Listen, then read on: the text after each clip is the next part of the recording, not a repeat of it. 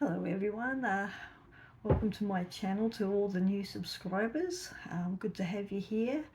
As my title says, it's the healing journey, and I share a lot of things about the healing journey. It's, there's a lot of things to health. It's a really holistic point of view, from your mental health, from your diet, from your lifestyle, the way we think and everything like that. There's just so many things that we can do to improve our health and well-being, and to even improve ourselves as a person too. So anyway, today's video I'm going to be calling "Let Go of the Things That Don't Serve Us." I'm sure we can all take a real stock of our life and think, well, what things are we doing in our lives that are not serving us purposes? Like, for example, are you someone that rushes around all the time, rushing here, there, everywhere, always rushing and not getting any rest and relaxation? It's always go, go, go, go, go. That doesn't serve your purposes, because the body needs to have that time of rest and relaxation, so that the body can recharge and and calm the system down. Otherwise, the nervous system's on high alert, because you're like go, go, go, go, go. So, with this year coming to an end, maybe this is something that you can look at, to help improve your health, is to slow down.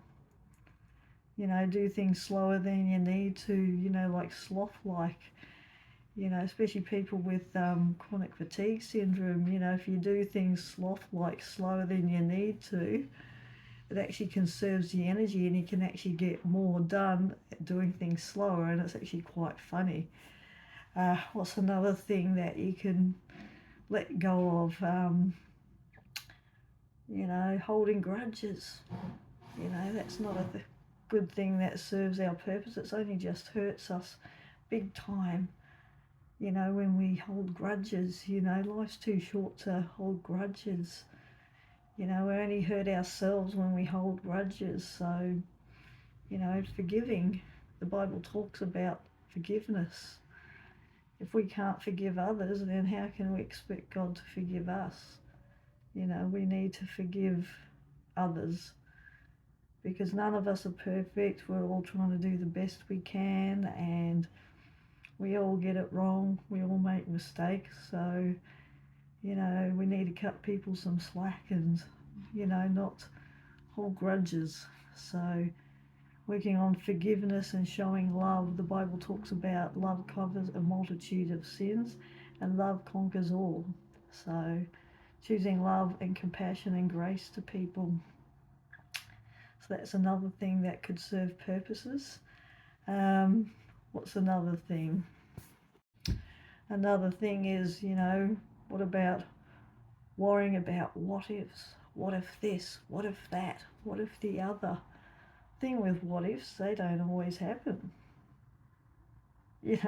Half the things that we're worried that might what if happen never really, half of them don't even eventuate.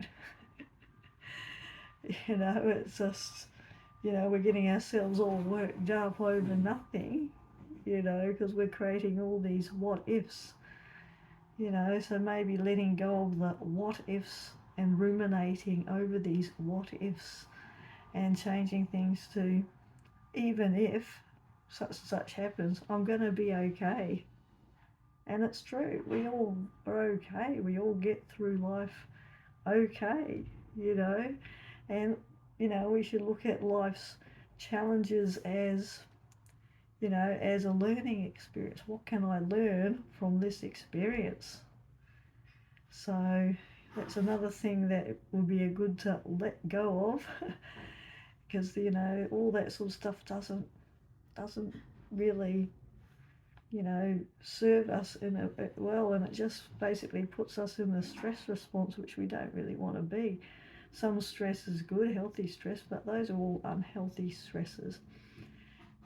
Another one is being too serious. Being too serious, causes us to have too many negative thoughts, and makes us not happy. And joy and happiness is a choice. We should, why don't we just choose to be happy and joyful and smile and laugh each day?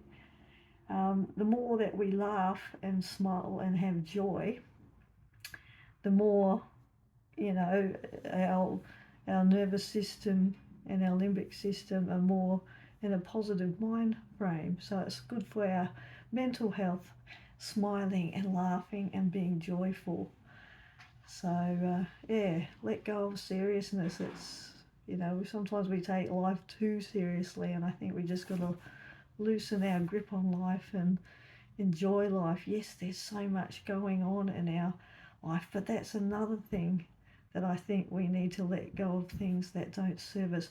Watching the news all the time, having the news playing on, looking at what's going on in the world. Yes, it's good to know what's going on, but you can choose to not have so much of that in your face all the time, because that can get so depressing and weigh you down. And I think you've got to focus on life.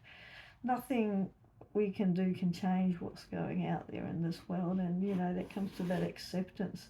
Yes, we can do our bit and be a voice, but I don't see that looking at the news all day every day and everything, and just so focused on it, is going to make a scrap of difference to the world. And it only just puts us, gets us angry, upset, depressed, all that sort of thing. I think it's better to limit our time to the news and just accept, okay, this is what it is, but then choose a hobby and change your focus to something that's much more pleasant and uplifting. Because the Bible says we're not meant to be weighed down by the cares of this world. We're supposed to leave it in God's hands, and also as he guides us to be a witness when need be, to open our mouths and make a stand. But we just shouldn't. We've got to limit our time to the news. And yes, it's going to keep getting worse. It's just the way it is. We've seen it continually getting worse and worse and worse, but we don't need to keep feeding ourselves with it. So I think we just got to let go of those things, because I don't think they serve us at all. It just makes us unhappy, depressed, and so forth. So that's another thing that would be really, really good to let go of, because it doesn't serve our purpose, our health selves. And I think another thing about what doesn't serve our purposes, we've got to remember that only myself, I'm the only one that's responsible for my behaviour, my attitudes, the way I perceive things.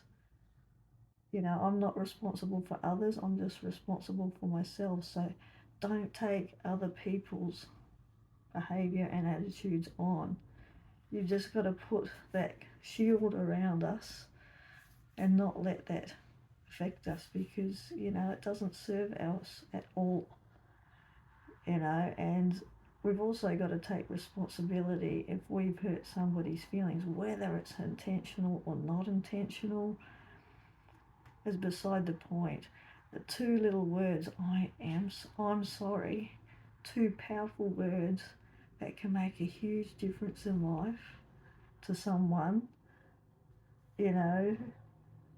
instead of being prideful and go, I didn't mean it that way, you're just taking it wrong, because then you're belittling the other person's feelings. We've got to acknowledge the person's feelings. Yes, that's the way they perceived it. And we've got to, and we can use these opportunities as a way to look at ourselves and go, okay, I didn't deliver that well. How can I deliver better so that it's less likely to be misunderstood or whatever? And I think another good thing is to ask questions. Did you mean this? Instead of going rah and jumping in and then argument. I just think there's just so many things that we can do to improve ourselves and not be so reactive. But the Bible says to be quick to listen and slow to speak. And I think if we all took that, yes, I know it's easier said than done, and it's something I'm trying to work on, and it's not easy, but I need the Lord to help us on that one, you know. And actually, another good thing to let go of is a prime example this morning when I checked my YouTube channel, because there was a comment in one of my videos, the one on the brisket, and I looked and I thought, really, is that the way you speak to people? I just laughed and deleted it. I've got zero tolerance for people that are rude and disrespectful and attacking. It's like there's a right way and a wrong way of speaking to people. And one thing I've noticed that, with, this online things that, behind the screen, on your keyboard, for some reason, manners and respect seem to go out the window. People think they can just talk to people however they want. And I think that's important for people to just really bring back the manners, the respect.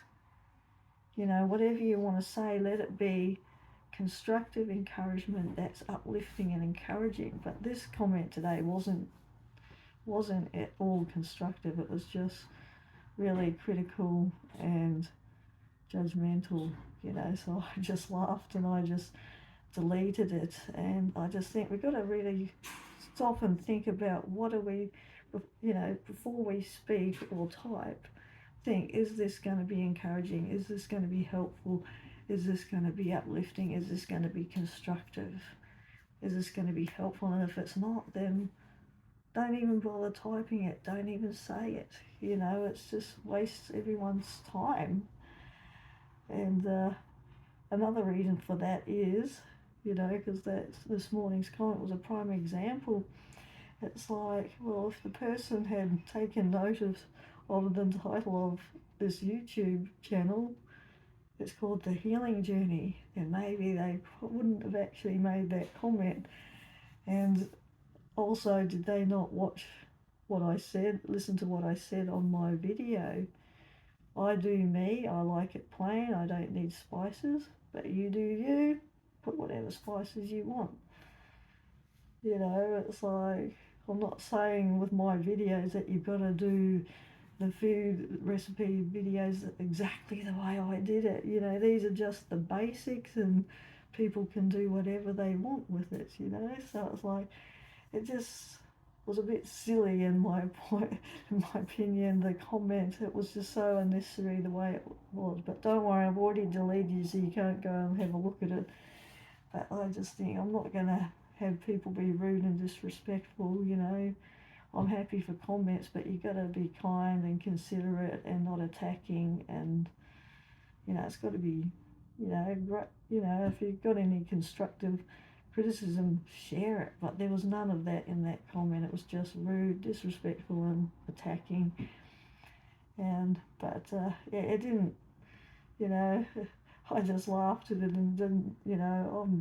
Couldn't care less what that person said, but it just made them look silly by what they said.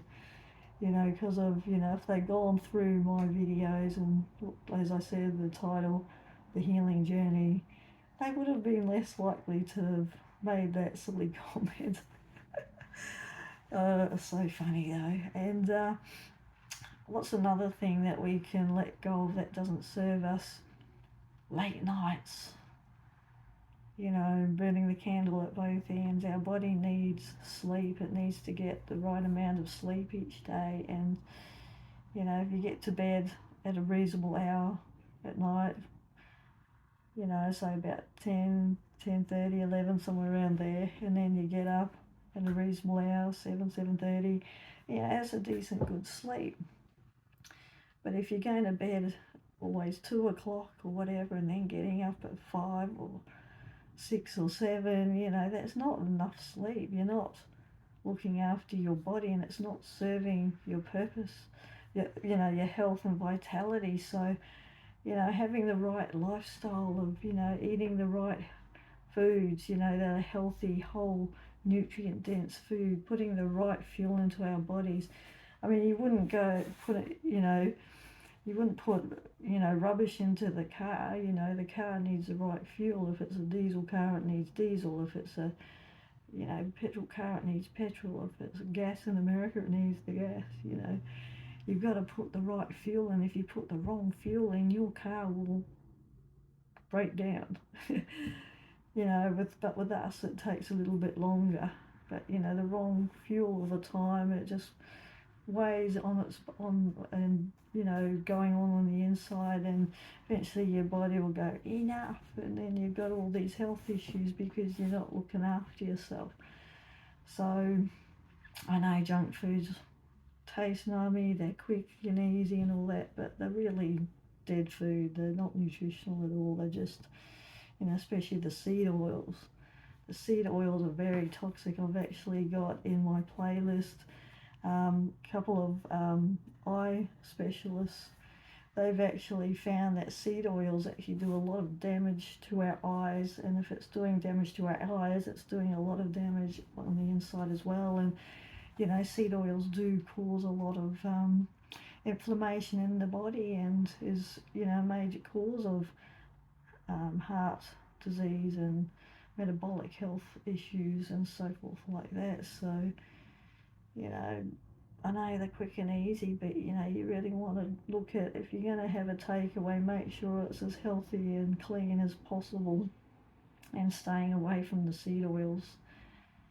And try and stay away from the junk, and go more for healthy, whole, nutrient-dense foods, so that you're nourishing your body with the right healthy fuel, so that your body will keep going and going and going and going, and watching those stress levels, get a journal and write out your stresses so that they get it out of the head and out of the body, because emotions and stress get trapped in our body, and if you don't process them properly, and stress is hard. It's you've got stress, you've got different levels of stress. You've got the healthy, normal stress, which is good, the body needs it, but then goes into a deeper level, like if you're moving, or moving to a different house, or moving to a different country, or doing a new job, or those are all ones that put you in a bit of a more stressor thing, and the worst ones, of course, are the loss of loved ones and so forth. Those put you in real stress. But it's important that we deal with these properly, allow the emotions to happen. Don't beat ourselves up. Oh, I shouldn't be feeling this way, I shouldn't be feeling it. Well, yeah, you are. If you're grieving, or if you're going through a stressful time, you've got to acknowledge it, you've got to process it. But then you've also got to do some downtimes, like some hobbies, or going for a nature walk, or doing something. If you can get at least 10-15 minutes during that stressful time to just downtime and just relax and pray and sing and laugh and smile and stuff, that's going to help you through any stressful situation. So you just got to let go of those coping mechanisms where you're avoiding feeling everything. You just got to work through this emotions and stuff. And right now we're coming into Christmas and the New Year's, and for a lot of people, Christmas seems to be a very stressful and dreaded time. There seems to be demands and all this stuff, and financial pressure and everything, but we do have a choice. I know it can be some hard with different family dynamics and stuff like that, but I think it's important that we talk it out with family members and say, look, this is too much of a stress for me. I want to be able to enjoy Christmas. I don't want it to be so stressful and full on. And this is the way, the last few Christmases, that's the way I've been. We've made a choice to make Christmas casual, low-key, relaxed, fun and enjoyable. It doesn't have to be a financial burden. And if we're going through a financial time and then we can't afford presents, we just say, look, we can't afford presents this year. That's just the way it is. you know, and you've got to have these firm boundaries, because it's just, you know, we don't need to put ourselves into such financial burden and stress for getting this magnificent, stressful Christmas dinner happening, or all these presents and stuff like that. That's not the point of Christmas. The point of Christmas is Jesus, celebrating Jesus, and also celebrating family time and friends connection with the, you know, fellowship, you know, the food, the presents, that's just a side issue. That should just be just, you know, nothing major. You know, I think we've got to refocus on what's more important about Christmas, and then we can actually enjoy it. You know, that's what it should be. If you're not enjoying Christmas or you know, I think you've just got to look and find out, look, what ways can I change Christmas so that it's not stressful or a dread or a burden, whatever it is, you know, because it should be pleasurable. That's what it should be.